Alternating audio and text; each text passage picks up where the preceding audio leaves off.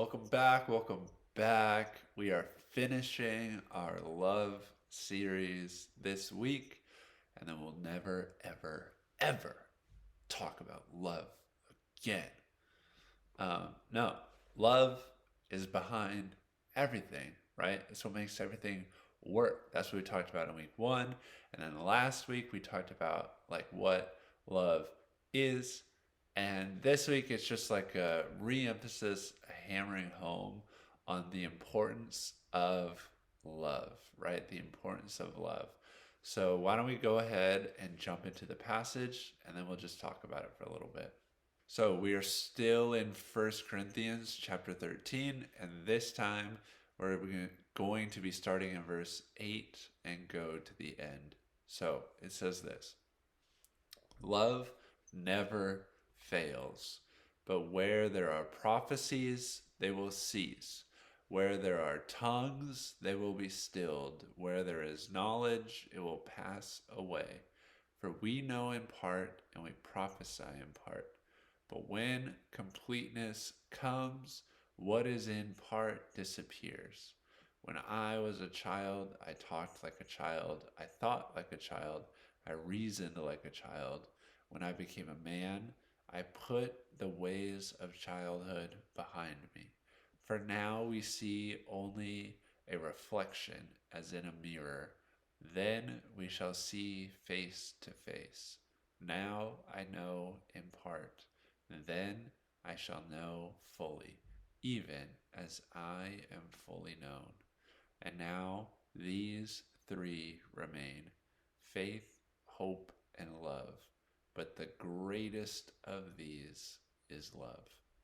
Whew. So this is a cool passage. Again, it talks about like how love is what it's all about, right? And it talks about these spiritual gifts, right? It talks about like speaking in tongues or the gift of prophecy or the gift of knowledge, right? But it's saying that like all of those things will eventually pass away. There will not be a need for them at a certain point, but love will remain, right? And then it kind of talks about like moving from childhood into adulthood. And what I think the author is saying, the bigger picture is, right? Like if you want a glimpse of what heaven or the next life or eternal life or whatever you want to call it, right? If you want a glimpse of what that's going to be like, it's going to be like love, right? Because in that life, there will not be any need for the spiritual gift of tongue, like any of these spiritual gifts, right? All of those things will fade away. And it's not just like spiritual gifts, but like the other things that we can become so obsessed with in this life, right? Money, objects, possessions, right? Status, power. All of those things will eventually fade away. And what remains? Love. Love is what lasts, right? Love is what lasts. And I think in multiple senses, like love is what it's all about. And if we want heaven on earth now, if we want to know what that will feel like, we should love people and receive love, right? Because that's what lasts and that's what it's going to be like. And not only that, but we've talked in other series about like the ripple effect, right? So if you want to talk about what lasts, well, your stuff will fade away. Your stuff, you can't bring your stuff with you, right? People won't remember your stuff, but people will remember the love that you gave them and how you made them feel. And those are the things that last. Love is what lasts, right? And so instead of maybe like taking pride in the gifts that we have or in the stuff that we have or the money that we have or how smart we are or how good we are at a certain sport, right? Those things are fine. But instead of like feeling like that's what I should be proud of, what if we were proud of how well we loved people, right? How well we love people. And that doesn't mean those things don't matter, but how can we love people in the midst of those things?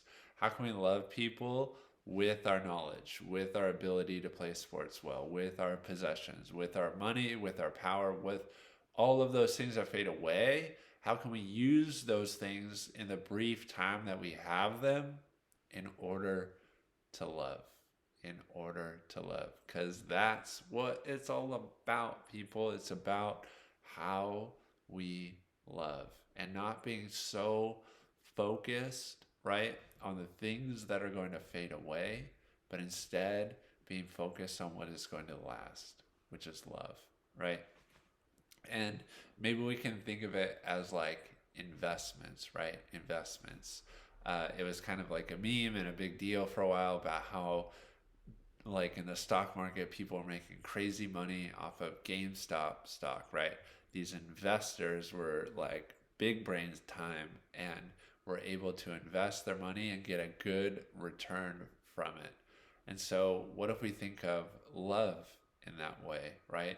And that if we invest our time and our energy and our effort into loving people, right? And learning how to give love and receive love well, think of the dividends that that is going to pay in this life and the next, right?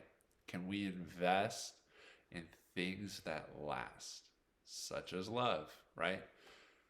Because yes, he says that there are three things that will last, right? Faith, hope, and love. But even amongst those things, the author says, but love is like above them all. So, what is it all about?